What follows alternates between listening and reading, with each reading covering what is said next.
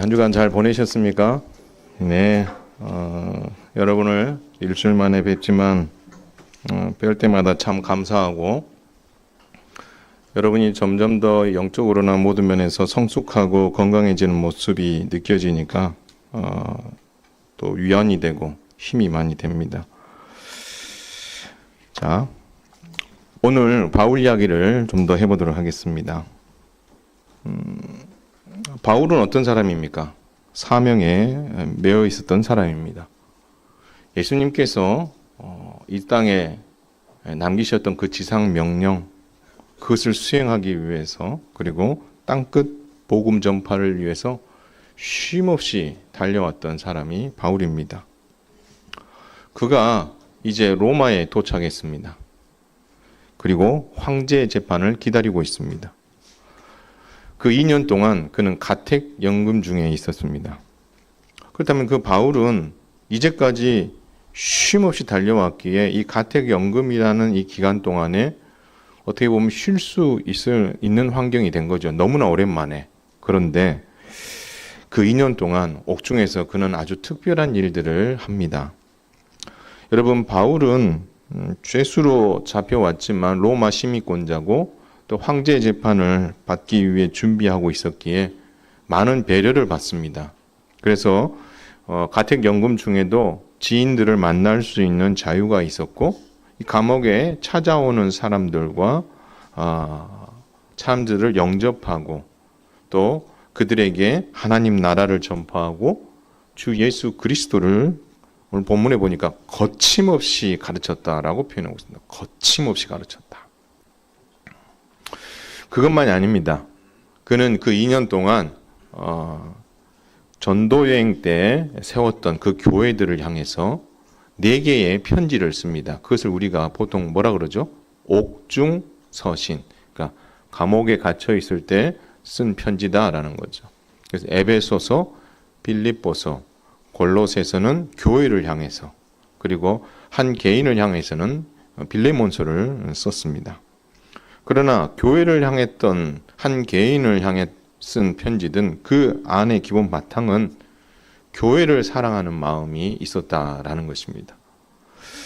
특히 에베소 교회에 보낸 편지는요, 교회가 어떻게 세워졌는가, 그 생성 과정을, 그 발자취를 이렇게 밟아가고 있었고요. 그리고 왜 존재해야만 하며 교회가 어떠한 공동체인지를 이 골로새서에서 특별히 깊이 다루고 있습니다.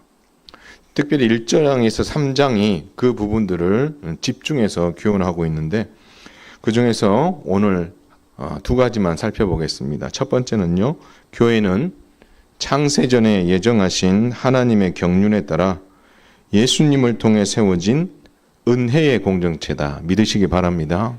예. 여러분, 당시 이 교회는요, 교회만이 아니라 이 유대교와 이 기독교는 분위기가 상당히 많이 달랐고 서로 비교되는 상황이었습니다. 어떻게 보면 유대인들은 이 기독교인들과 자신들이 비교되는 것이 자존심 상했을 수도 있어요. 왜요?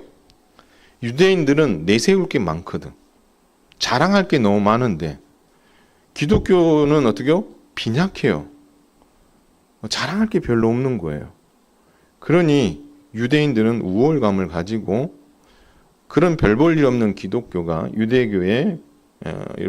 유대교와 비교 대상이 된다는 것 자체가 기분이 상했을 수도 있어요.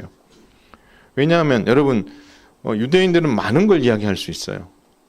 아브라함을 이야기할 수 있고 모세를 이야기할 수 있고 또 신의 산 언약을 이야기할 수 있고 율법을 이야기할 수 있고 할례를 이야기할 수 있고 그리고 더 나아가서는 다윗을 이야기할 수 있어요. 성전을 이야기할 수 있어요. 언약을 얼마나 이야기할 거리가 많아요. 내세울 게 너무 많은 거죠. 근데요, 기독교는 내세울 게 별로 없어요. 기독교는 내세우는 게 하나밖에 없었어요. 뭘 내세웠죠? 예수님밖에 내세울 게 없었어요. 그러니 얼마나 빈약해 보입니까? 근데 사실은요, 이 유대인들이 예수님을 제대로 모르니까 자신들이 자랑하는 것이 개수나 이 모든 것을 봐서 풍성하기에 별 자랑할 것이 없는 예수님만 자랑하는 기독교가 어떻게요? 이렇게 하찮아 보일 수도 있습니다. 그러나 그건 유대인들의 오해인 거죠. 자신들이 가지고 있는 그 모든 것들이 사실은 예수님과 아주 면밀하게 관련이 있다는 사실을 모르고 있기 때문에 그들은 숫자적으로나 역사적으로나 그들이 대단하게 뭔가를 많이 가지고 있다 이렇게 생각을 하고 있었던 거죠. 예수님을 유대인들이 제대로 알았다면 여러분 이런 말을 할 수 없는 겁니다. 여러분 유대인들이 가지고 있었던 그 많은 것들은 하나님의 구원 역사가 성취되는 과정 속에 포함되어 있는 하나의 부분인 거예요. 부분. 전체가 아니고 부분이에요. 그리고 그 부분의 이야기는 제사장 나라라는 이야기로 싹 담아낼 수 있는 거죠. 근데 여러분 예수님의 십자가가 우리에게 충격적인 이유는 이 큰 제사장 나라 이야기가 어마어마하게 크다고 생각했는데 이 제사장 나라 이야기가 예수님의 십자가를 통해서 어디에 그냥 그대로 싹 담겨버렸어요? 하나님 나라 이야기에 싹 담겨버렸어요. 그럼 여러분 어떤 게 더 그릇이 크다는 거예요? 제사장 나라가 그릇이 큰 거예요? 아니면 하나님 나라가 그릇이 큰 거예요?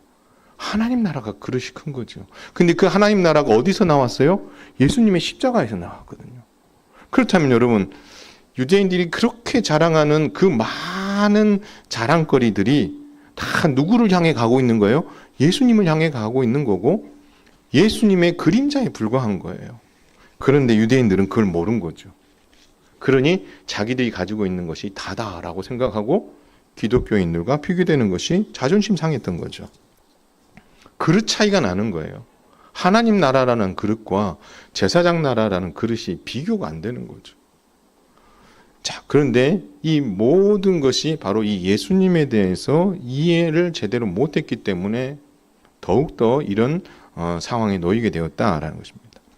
자, 이런 상황에서 기독교 하면 딱 떠오르는 공동체가 하나 있어요. 그게 뭐죠? 바로 교회인 거죠.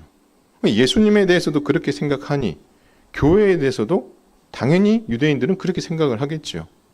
그래서 바울은 말합니다. 바로 예수님을 통한 구원 역사는 이 교회가 세워지면서 정점에 이르게 되었다. 그렇기 때문에 유대인들이 생각하는 것처럼 교회가 하찮은 게 아니라 하나님의 구원 역사의 정점에서 세워진 공동체이기 때문에 이 교회에 속한 모든 성도들은 자존감을 가지고 살 만한 자격이 있다. 그렇게 이야기하는 거예요.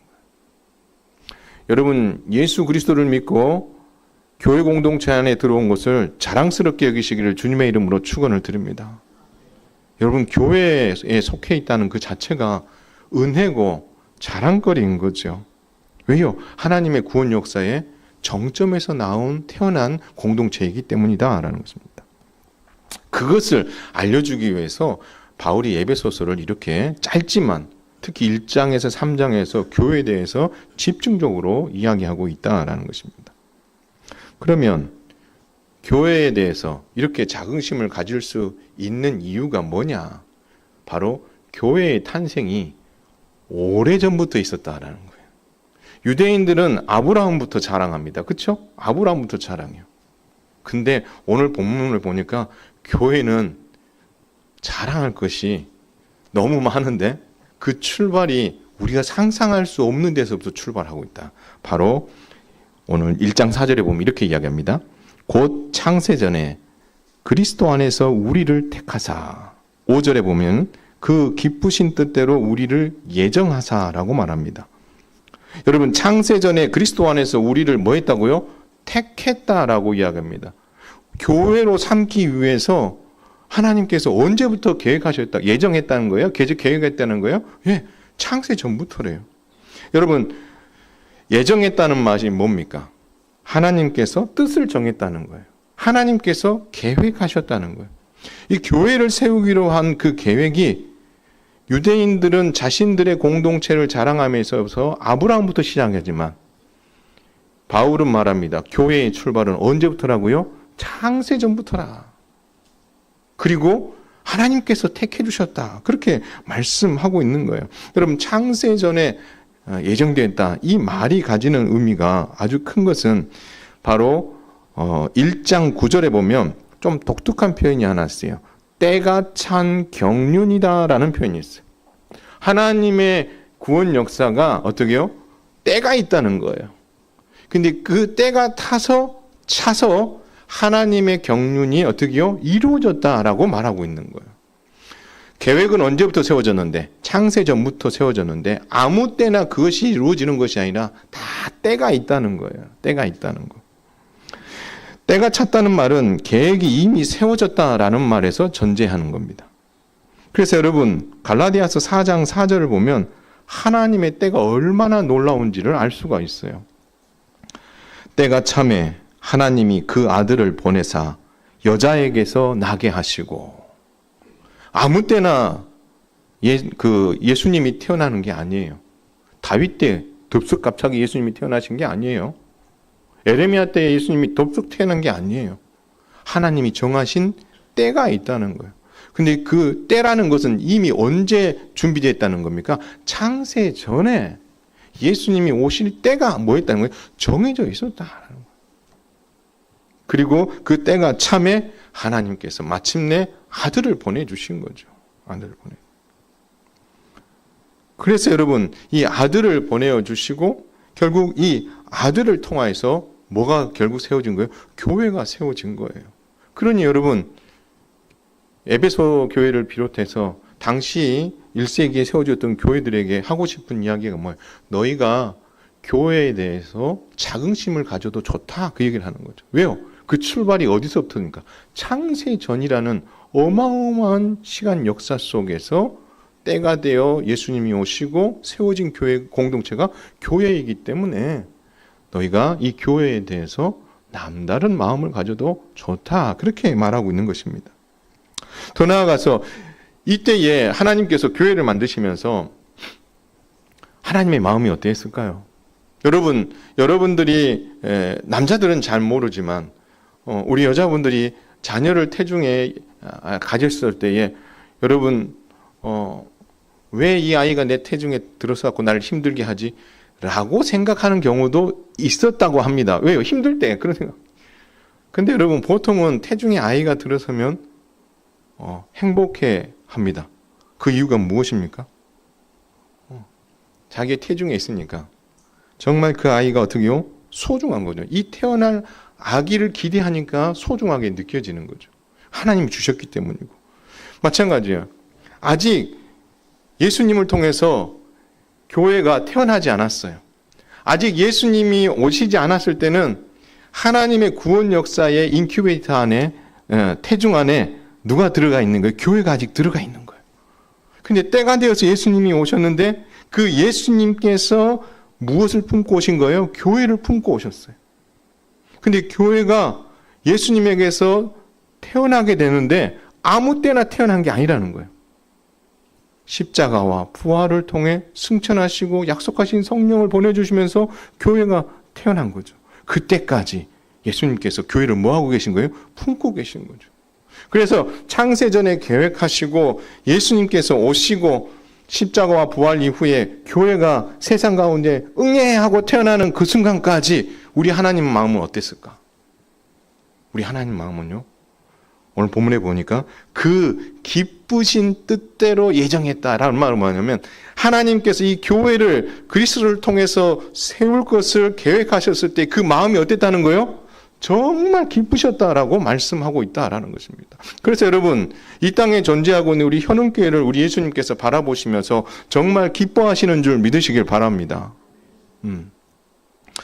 여러분, 세상에 많은 교회들이 있지만 안에 들어가 보면 행복하고 좋은 시기도 있고요.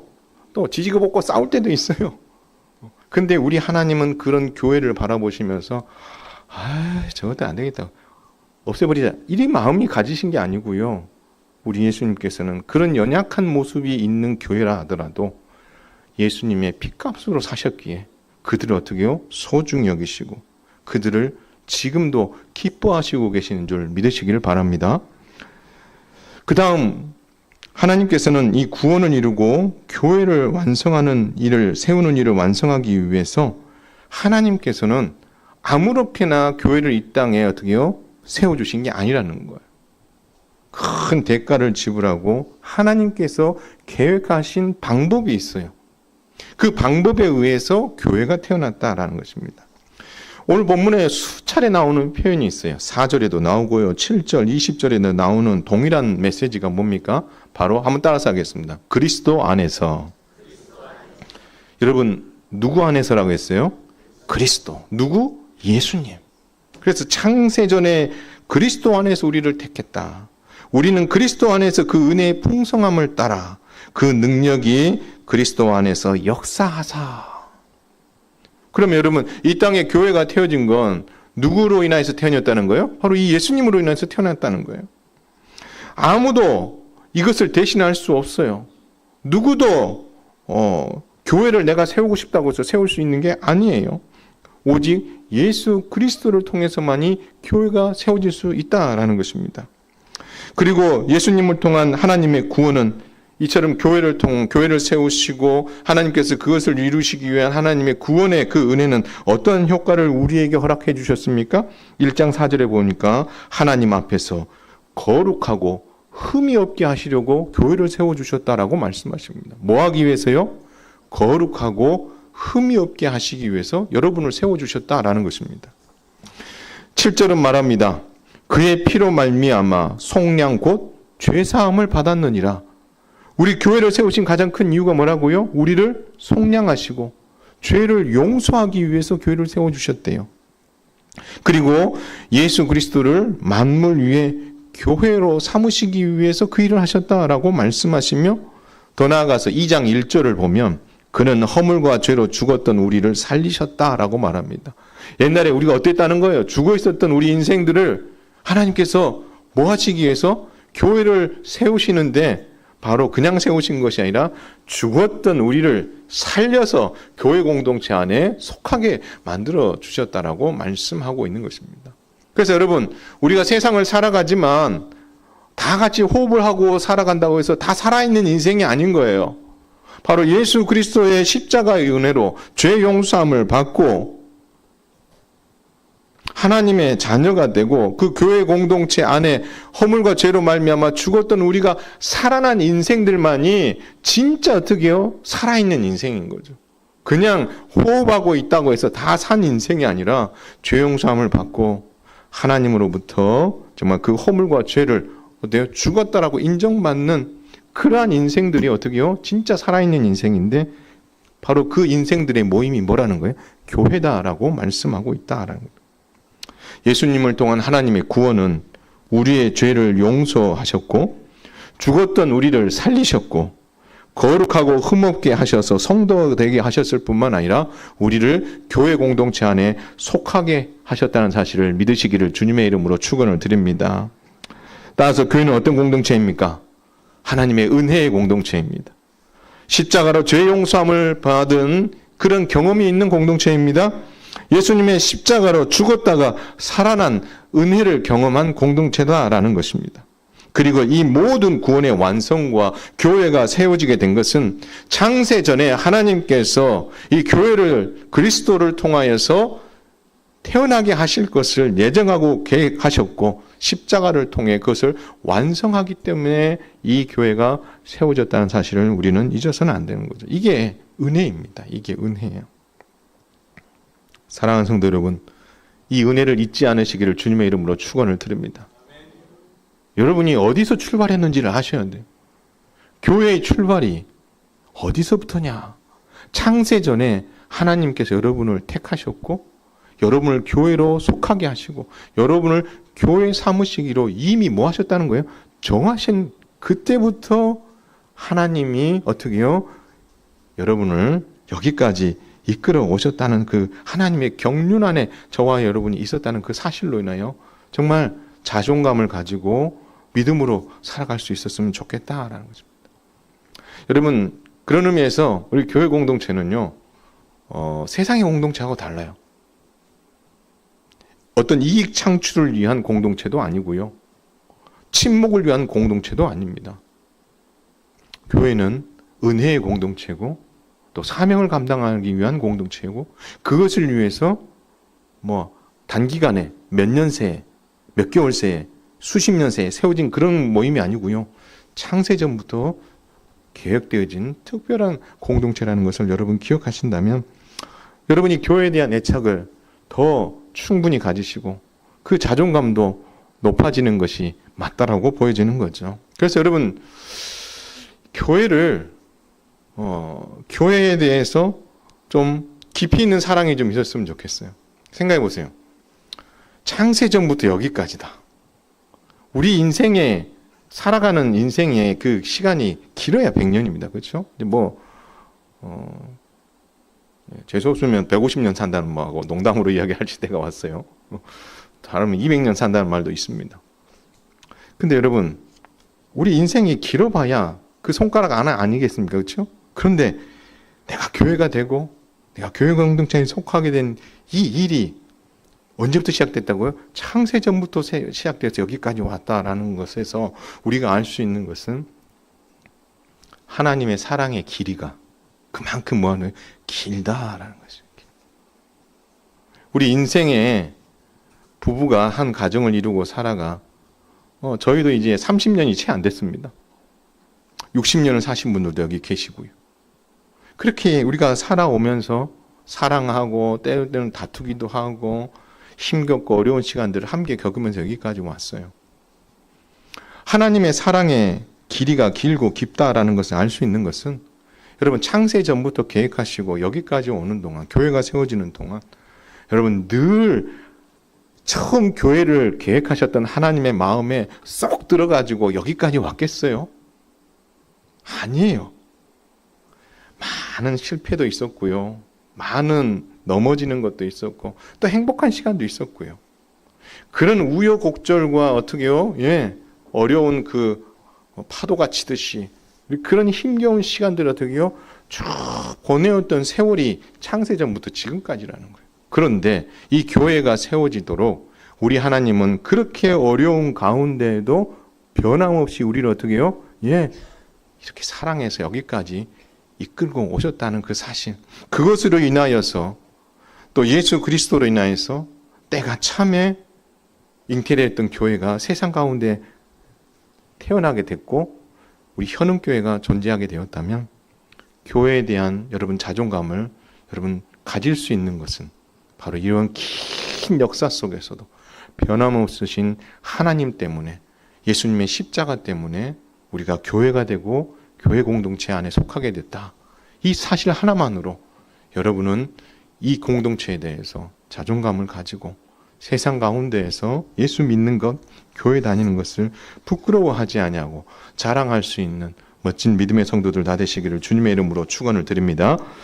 두 번째, 교회는요, 하나님의 사랑으로 예수님 안에서 구원과 하나됨을 완성한 공동체다라는 것입니다. 하나님의 구원의 완성과 교회가 세워진 일이 하나님의 예정과 예수님의 십자가로 이루어진 은혜라는 것을 앞서 살폈습니다. 그러나 이 모든 일이 가능했었던 것은 하나님의 사랑 때문이다라고 바울은 오늘 이야기하고 있습니다. 여러분, 우리가 죄인된 옛 모습을 바울은 이야기합니다. 2장 1절에서 3절 보면 그는 허물과 죄로 죽었던 우리를 살리셨다. 지금 살았죠. 그러나 과거에는 어떤 상태였어요? 허물과 죄로 죽은 상태였다. 여러분, 죽은 자가 살아날 수 있습니까? 없습니까? 없어요. 죽은 자는 다시 말도 할 수 없고 살아날 수 없어요. 우리가 죄 가운데 있었던 죄인이었을 때의 모습이 이렇다라고 이야기합니다. 그리고 말합니다. 2절에 우리가 세상 풍조를 따르고 공중 권세 잡은 자인 사탄을 따르고 있었다. 우리가 누구의 종노릇하고 있었다는 거예요?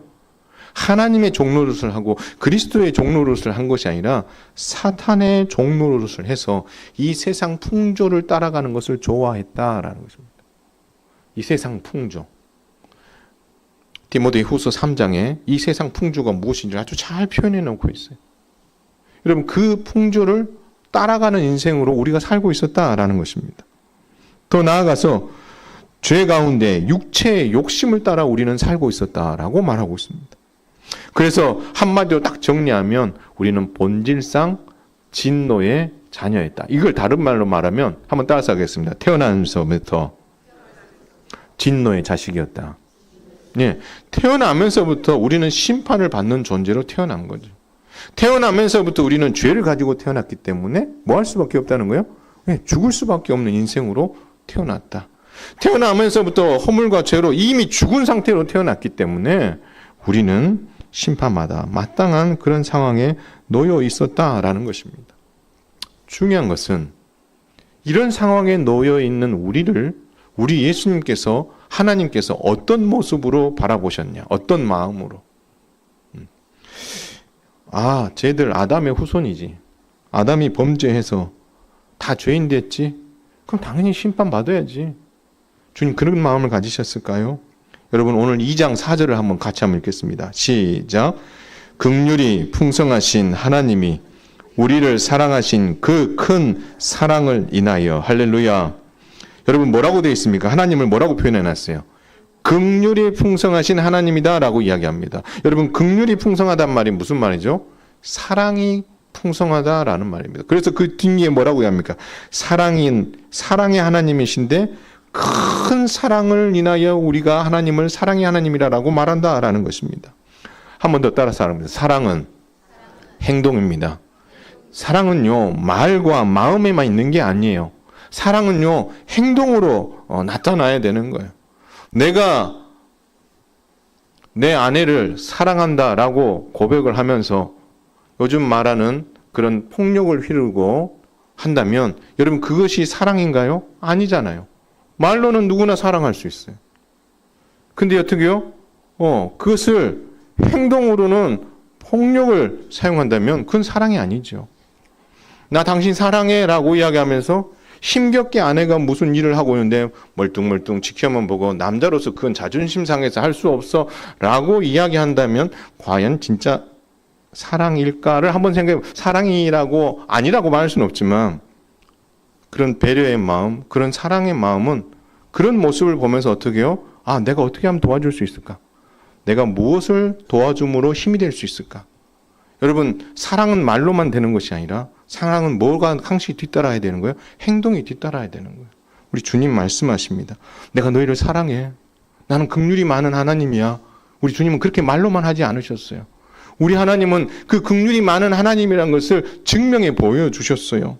여러분 5절에서 6절을 보면 이런 말이 나와요. 허물로 죽은 우리를 그리스도와 함께 살리셨고, 여러분 그리스도가 살아나셨고 스스로 살아나셨다가 아니고요. 함께 뭐 하셨다고요? 살리셨고라는 말은 누가 살리신 거죠? 누가 살리셨다는 말이에요? 하나님이 살리셨어요. 그 살리실 때 하나님이 어떤 마음을 가지셨다고요? 사랑의 마음, 긍휼의 마음으로 우리를 살리셨다. 6절 말합니다. 또 함께 일으키사 그리스도 예수 안에서 함께 하늘에 앉히셨다. 우리를 어떻게 해요? 죄 가운데서 죽었었던 우리를 그리스도와 함께 살리시고 그래서 일으키시고 그리고 그리스도께서 하나님 보좌 우편에 승천하여 앉으셨을 때에 우리도 함께 어떻게 해요? 앉혀주셨다라고 말씀하고 있는 거예요. 그래서 예수님의 죽음은 나의 죽음이 될 수 있었고 예수님의 부활은 나의 부활이 될 수 있었던 것은 하나님께서 우리를 사랑하셔서 바로 이처럼 그리스도와 함께 우리를 일으켜 세우시고 하나님 보좌 우편에 앉으셨기에 우리가 이렇게 가능했다라고 성경은 말하고 있다라는 것입니다. 그러므로 하나님의 사랑이 없이는 우리가 교회 공동체 안에 속할 수도 없고 우리가 교회가 될 수도 없고 성도가 될 수 없었는데 바로 하나님께서 긍휼의 하나님께서 사랑의 하나님께서 우리를 무한한 사랑으로 사랑해 주셨기에 우리가 교회 공동체 안에 들어오고 그 속에서 주신 은혜를 누리는 백성이 되었다라는 것입니다. 그렇게 해서 태어난 것이 교회인 거예요. 그래서 하나님께서는요, 이것을 이루시기 위해서 십자가로 이것을 이루셨는데 어느 정도까지 이루셨느냐? 이 십자가의 효력이 엄청난 거예요. 이 십자가의 효력이 있었기에 우리 교회가 세워지고 우리가 교회 공동체 안에 들어올 수 있었어요. 그럼 그 십자가가 어떤 효력을 발하느냐? 한번 따라서 하겠습니다. 하나님과 관계를 화목하게 하였다.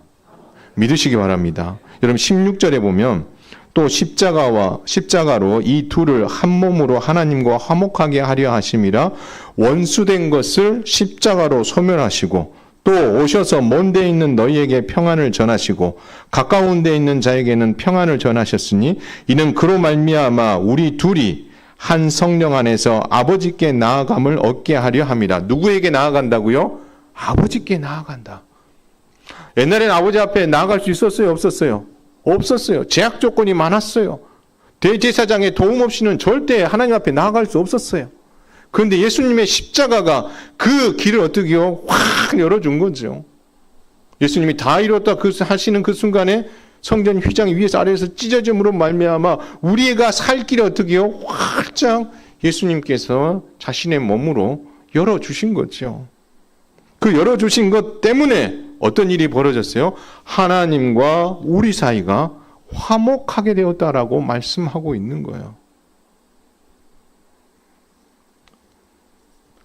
그런데 이 하나님과 우리와의 관계가 상하 관계에서 화목을 이룬 것은 이름으로 인해서 교회가 세워졌는데 오늘 바울은 상하 관계만 회복되어지고 화목을 이룬다고 해서 되는 게 아니라고 이야기합니다.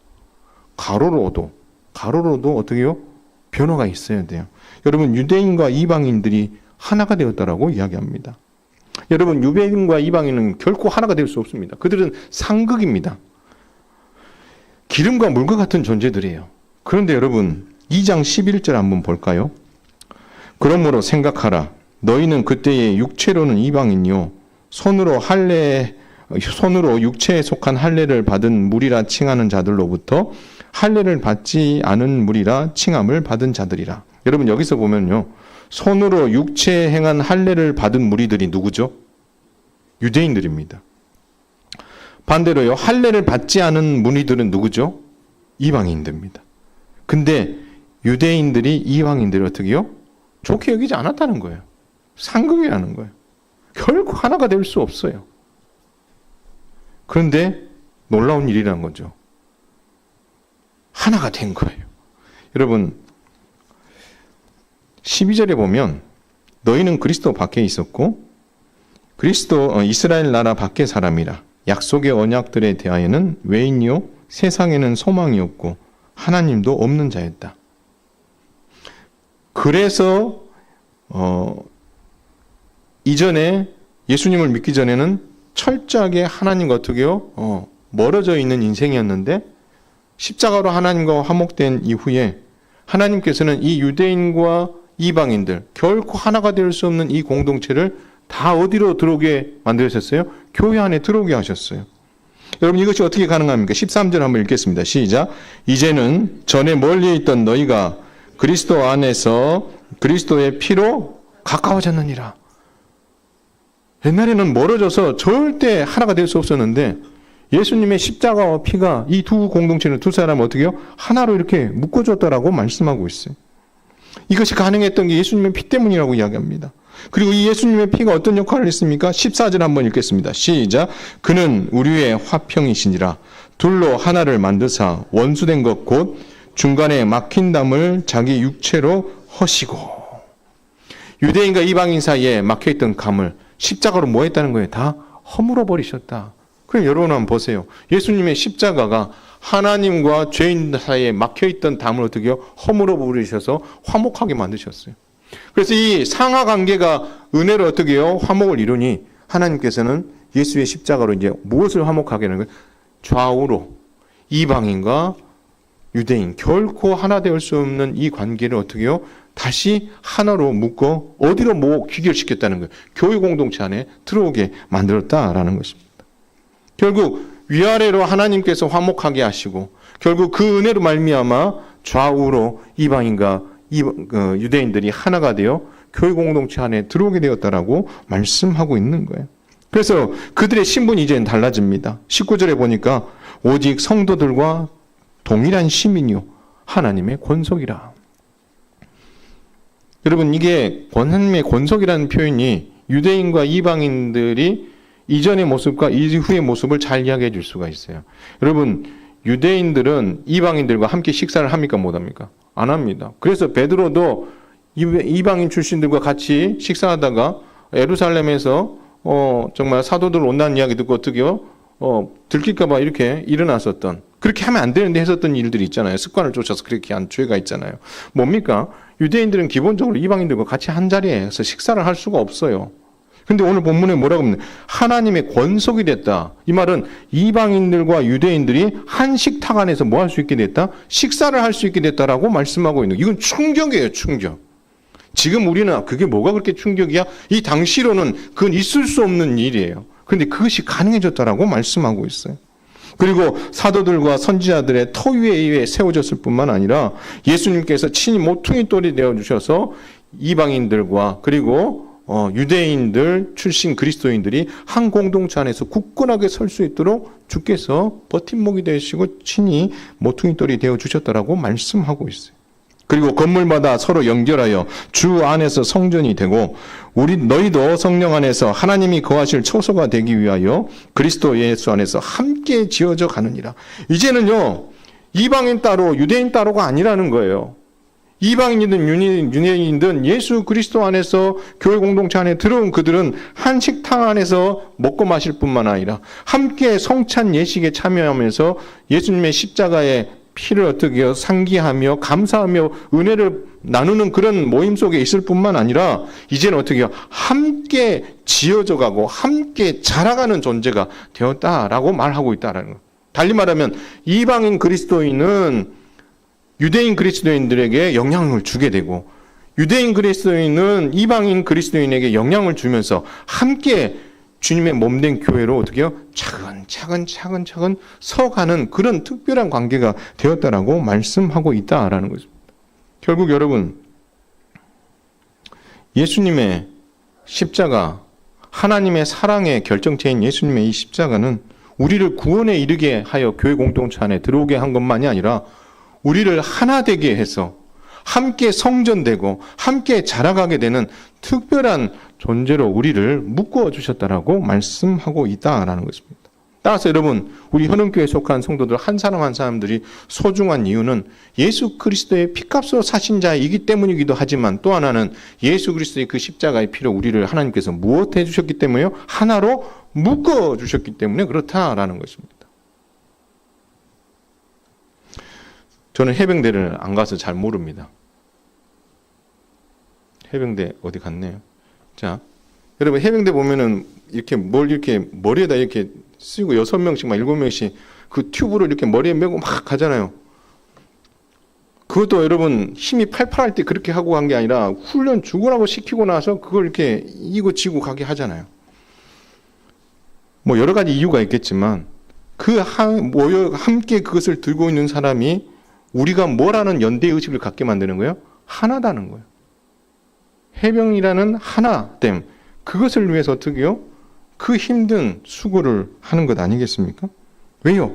그렇게 한 마음이 맞아져도 전쟁에 나가면 어떻게 해요? 그게 하나됨으로 인하여 승리를 승리하느냐 마느냐 어떤 결과가 장담할 수 없기 때문에 그 하나됨을 위해서 그렇게 몸부림치고 애를 쓰는 것 아니겠습니까?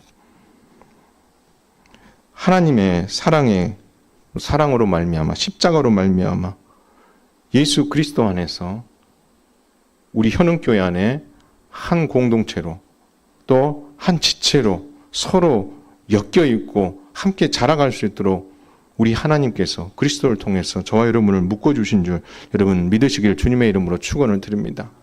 그래서 여러분 이 말씀을 한번 적용을 해보면요. 한번 딱 생각해 보세요. 교회가 세워졌어요. 에베소 교회가.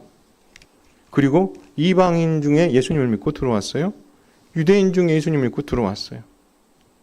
여러분 그 교회가 처음부터 하나가 되고 처음부터 은혜가 넘치고 처음부터 사랑이 넘치는 그런 공동체였을 거라고 생각하십니까? 한번 생각해 보세요. 여러분이 처음 교회에 왔을 때의 느낌 생각해 보세요. 얼마나 낯설어요? 그리고 여러분 생각해 보세요. 유대인들의 삶을 살아왔던 방식이 다르고요. 이방인들이 살아왔던 삶의 방식이 달라요. 그런 방식이 다르던 사람들이 교회 공동체에 하나의 이유로 들어왔어요. 무슨 이유죠? 예수님을 믿는다는 그 이유 때문에 한 공동체에 들어왔다는 거예요. 그럼 여러분 그 공동체가 하나가 돼서 정말 건강하게 확 자랄 수 있을 것 같아요? 아니에요. 많은 시행착오가 있었을 거예요. 의견이 달라서 다투기도 하고 삶의 방식이 다르니 다툴 수밖에 없고 생활 방식만이 아니라 생각하는 사고 구조 자체가 다르니 여러분 그것을 서로 맞추려고 하면 얼마나 그 교회가 시끄러웠겠어요. 그래서 여러분 우리 고린도 교회를 어떤 그 편지를 보면서 야 이게 교회야? 어떻게 이런 일들이 벌어질 수 있어? 라고 생각하지만 여러분 그렇게 생각하면 안 되는 게 방금 말씀드린 것처럼 유대인도 들어오고 이방인도 들어오고 그래서 예수님 믿고 하나가 되었기 때문에 여러분 당연히 시행착오가 있고 충돌이 있고 이해 당사자가 하는 가운데 막 불편한 마음들이 다 있는 거죠. 그래서 여러분 뭐 하라고 돼 있어요? 오늘 본문에 주 안에서 성전이 되었다가 아니고요. 한번 따라서 하겠습니다. 되어가고. 되어간다는 말은 뭐죠? 진행형이에요. 진행형. 그 수고와 아픔들을 불신과 오해들을 어떻게 해요? 극복하면서 교회가 세워져 가는 거예요. 그렇게 하면서 하나가 되어 가는 거예요. 하나가 되었다는 것은 예수 안에서 하나님과 하나가 되고 우리가 정말 하나가 되었다라고 하나님께서 인정해 주시는 거지 그 하나됨을 이루는 일은 교회 공동체 안에서 교회 안에 속한 성도들이 그것을 감당해야 될 몫이다라는 겁니다. 그래서 여러분들은 할 수만 있다면 교회 안에서 어렵고 힘든 일이 생겼을 때 난 누구 때문에 마음 상했어. 교회 안 나아가고 싶어. 그런 마음 생기죠. 그런 사람들 자꾸 만나면 마음 불편할 수 있으니까. 근데 여러분 그게 아니에요.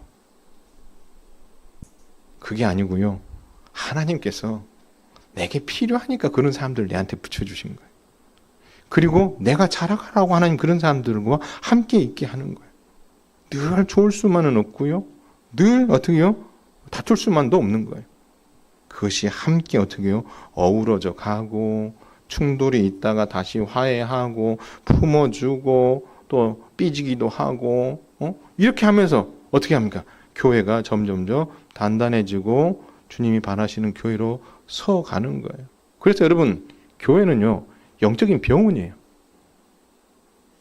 아픈 사람이 속상한 사람이 들어와서 치유받고 함께 자라가고 격려하면서 일으켜 세워주고 그래서 여러분 저와 여러분들이 오늘 창세전에 예정하신 하나님의 경륜을 따라 예수님을 통해서 세워진 이 교회에 대한 자긍심을 가질 뿐만 아니라 하나됨을 이루기 위해서 하나님께서 그의 사랑의 결정체인 예수님을 이 땅에 보내어 주셔 세우신 이 교회가 하나됨을 위해 얼마나 수고해야 되는지를 오늘 에베소서를 통해서 우리에게 교훈한 바를 따라서 저와 여러분이 우리 현흥교회 안에서 신앙생활하면서 좌충우돌하고 그러한 일들 가운데서도 예수님 때문에 희망을 가지고 함께 자라갈 것에 대한 기대를 가지고 더불어 함께 자라감으로 말미암아 여러분 개인도 성숙하고 우리 교회 공동체도 건강해져가는 기적이 일어날 수 있게 되기를 주님의 이름으로 축원을 드립니다.